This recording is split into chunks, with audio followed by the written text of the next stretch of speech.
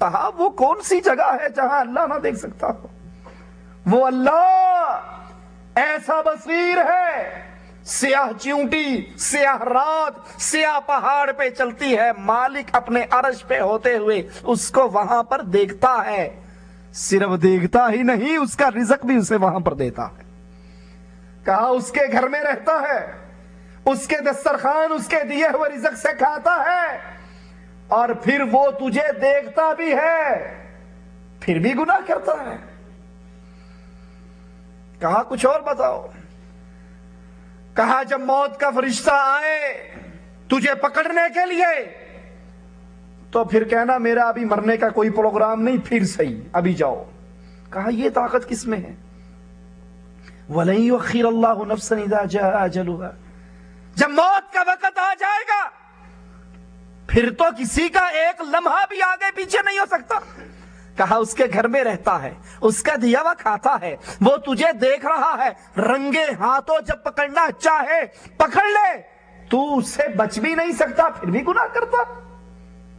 ان سوالوں پہ غور کیجئے، اللہ سب سے پہلے کہنے والے کو غور کی توفیق عطا فرمائے۔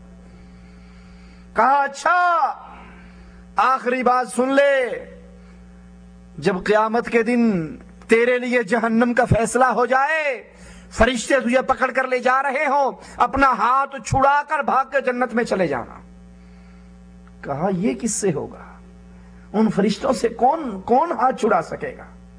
کہا یہ ساری باتیں تجھے پتا ہیں، اللہ کے دیے ہوئے آسمان کے نیچے زمین کے اوپر رہتا ہے، اس کا رزق کھاتا ہے، وہ تجھے دیکھتا ہے، جب پکڑنا چاہے تو بچ بھی نہیں سکتا، اور جب تجھے جہنم میں ڈالے گا وہاں سے تو بھاگ بھی نہیں سکتا، پھر بھی اس کو ناراض کرتا۔ وہ کہتا ہے میں تجھے گواہ بناتا ہوں، میں اپنے گناہوں سے اللہ کے دربار میں توبہ کرتا ہوں، معافی مانگتا ہوں، اور تمام گناہوں سے بعد آ جاتا ہوں۔ وَهُوَ أَعْلَمُ بِمَا يَفْعَلُونَ، میں اور آپ جو کر رہے ہیں وہ اللہ کے علم میں ہے۔ اور پھر رزلٹ کیا نکلتا ہے؟ وہاں رزلٹ صرف دو ہی ہے، یا جنتی یا جہنمی۔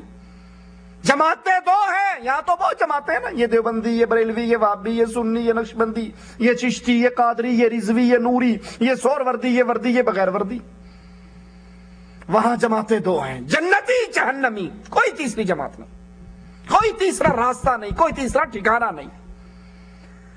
وَسِيقَ الَّذِينَ كَفَرُوا إِلَىٰ جَهَنَّمَ زُمَرًا، جنہوں نے اس دنیا میں اللہ کے ساتھ کفر کیا، اللہ کی ذات میں محمد رسول اللہ کو نور من نور اللہ کہہ کر شریک بنایا، عیسیٰ کو اللہ کا بیٹا بنایا، عزیر کو اللہ کا بیٹا بنایا، نمازیں چھوڑی، اے جہاں میٹھا اگلا جا کے ڈٹھا، بابر برعیش کوش عالم دوبارہ نیست، کون مرے گا کون اٹھے گا، ایویں متوے ڈراتے رہتے ہیں، کھاؤ پیو مزے کرو، 4 دن کی زندگی، 4 دن کی زندگی ہے، کیا ضرورت ہے ان چکروں میں پڑنے کی۔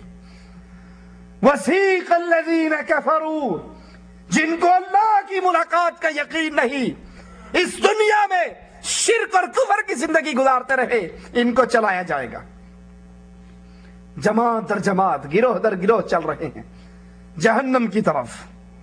حتی اذا جاؤوها، جب یہ جہنم پہ پہنچ جائیں گے، فتحت ابوابها، جہنم کے دروازے کھول دیے جائیں گے۔ وہ جہنم جس کو قابو کرنے کے لیے 70,000 فرشتے، اس کی 70,000 لگامیں ہیں، ایک لگام کو قابو کرنے کے لیے 70,000 فرشتے۔ جہنم کے دروازے کھلیں گے، وقال لهم خزنتها، داروغہ کہے گا، فرشتے کہیں گے، الم یاتکم رسل منکم، اے کاش رب کے اس کلام کو ہم سمجھنے والے بن جائیں، اے کاش اللہ کی اس کتاب کو اپنے سینے سے لگائیں، مولوی اور ملاؤں کی کتابوں کو اپنے دامنوں سے پھینک دیں۔ ظالموں نے ظلم کیا ہے، ہم سے قرآن چھین لیا ہے۔ آپ نے سنا نہیں مولویوں سے، اجی آپ قرآن سمجھ سکتے ہیں؟ آپ کیسے قرآن سمجھ سکتے ہیں؟ قرآن کو سمجھنے کے لیے تو 8 علوم سیکھنے پڑتے ہیں. جب 8 علوم سیکھو گے تو قرآن سمجھ آئے گا. اس سے پہلے قرآن نہیں سمجھ آتا. پھر کیا کریں؟ جو اعلیٰ حضرت نے لکھ دیا یہ پڑھتے رہو، بس یہی کافی ہے. اگر یہ بات مان لی جائے کہ قرآن عام آدمی نہیں سمجھ سکتا تو پتہ اس کا مطلب کیا نکلتا ہے؟ نعوذ باللہ ثم نعوذ باللہ. اس کا مطلب یہ نکلتا ہے آپ اپنے بچے کو سکول میں داخل کروانے جاؤ اور سکول میں آپ کے بچے کا استاد جس بچے کی عمر ابھی نرسری اور پریپ کی ہے اسے میٹرک کی انگلش کی کتاب دے دے، میٹرک کی 10ویں کلاس کی. کیا خیال ہے یہ استاد ظالم ہے یا نہیں ہے؟ ظالم ہے نا، کہ بچہ تو نرسری کا چھوٹا سا اور اس کو جو کتاب پڑھائی جا رہی ہے وہ میٹرک کی انگلش ہے، یہ کیسے سمجھے گا؟ اس کی تو سمجھ سے بالا تر ہے. اگر اس کو فیل بھی کر دے تو جرم کس کا؟ استاد کا، کیونکہ اس کے تو ذہن سے اس کے لیول سے اب تھی نا. اگر مولویوں کی یہ بات مان لے یہ قرآن میرے اور آپ کی سمجھ میں نہیں آ سکتا، صرف اس کو سمجھنے والے مولوی ہیں، باقی کسی کے پلے نہیں پڑتا، تو اس کا مطلب ہے اللہ نے جس کتاب کی بنیاد پر جنت اور جہنم دینی ہے جب وہی ہماری سمجھ میں نہیں آ سکتی تو نعوذ باللہ پھر اللہ نے ظلم کیا نا یہ اتار کر. ہماری چھوٹی چھوٹی عقلیں اور اتنی مشکل کتاب اللہ نے دے دی. مالک کہتا ہے نہیں، میں نے قرآن کو اتارا ہے، اس کو آسان کیا ہے. فَهَلْ مِن مُدَّكِرٍ، کوئی اس کو پڑھنے والا ہے؟ کوئی اس کے ترجمے پہ غور کرنے والا ہے؟ مولویوں کی لکھی ہوئی کتابوں کو اپنے ہاتھوں سے گرا کر مالک کے قرآن کو پڑھیے، اس کے ترجمے پہ غور کیجئے. یہ مالک اعلان کرتا ہے سنیے، جب اہل نار جہنم پہ پہنچیں گے سوال کیا ہوگا؟ أَلَمْ يَأْتِكُمْ رُسُلٌ مِّنْكُمْ، تمہارے پاس اللہ کا رسول نہیں آیا؟ تمہارے پاس کوئی ڈرانے والا نہیں آیا؟ کوئی بتانے والا نہیں آیا؟ کوئی پیغام دینے والا نہیں آیا؟